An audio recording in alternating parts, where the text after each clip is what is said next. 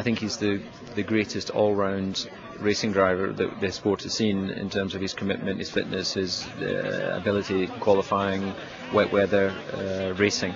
But what we're all debating here is, did he do it with a sort of Stirling Moss style, or a Fangio style, or anyone else that you want to pull from those sort of eras? But of course, it's a different time that we're living in, and sport in general has changed. He's a controversial driver because of obviously some of the showdowns he's had in previous World Championships with Damon Hill and Jacques Villeneuve. What's it been like racing against Michael Schumacher? I think back to Belgium 1998 when someone came storming down the pit lane saying I'm going to ... kill you, and then you gave him the finger in France in 2000. Well, it's been exciting racing against Michael, and unquestionably I would rather have raced at this period against the most successful driver in the history of the sport than at another time when you would never know whether you were competing against the best or not. So that was always my motivation.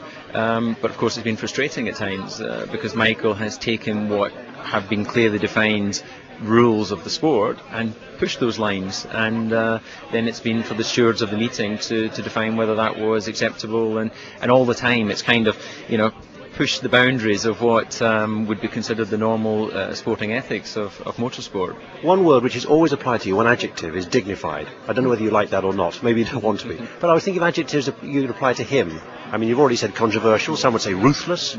Anything else you'd like to say?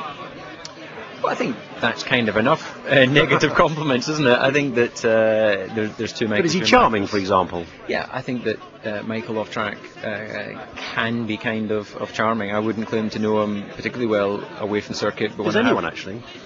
I don't suppose he's going racing to make friends. He's going there to compete and to win, and he'll be heading off to live the rest of his life. But is there a camaraderie, is there a spirit? Because you've got him always, Jacques Villeneuve, Johnny Herbert, Damon, Eddie Irvine and so on. You may have spats, but you get on. But has anyone really got close to him, or he just has this bubble around him, armour-plated, thou shalt not pass, a bit like Mick Doohan in motorbikes? That would certainly appear to be the case. I've worked closely with him in the Grand Prix Drivers Association on track safety, and that's always been a very professional, straightforward relationship. But he hasn't been shy to use scenarios that may be to his benefit in terms of point scoring, to take a more neutral line when it came to circuit safety. So the Indianapolis event, for instance, where the Michelin tyres couldn't run on the circuit, there was only 6 Bridgestone runners took the start. Michael didn't really fight to support the rest of the drivers and making sure we could put on a good show for Formula 1, because of course it was an opportunity for him to win a Grand Prix. Maybe that's human nature, but I'd like to think that I would have seen the bigger picture and tried to make a decision that could have influenced the sport in a positive way rather than just win at all costs. Is he getting out at the right time? That's his choice at the end of the day. It's very difficult for anyone to make a decision for him. It's some people have asked why I'm still competing in a team that's less competitive than what I've enjoyed in the past, but that's not to understand my motivation, the joy I get to work with clever engineers, designers, motivated people, and to go on the racetrack and to try and prove that you've made developments that can see the team move forward.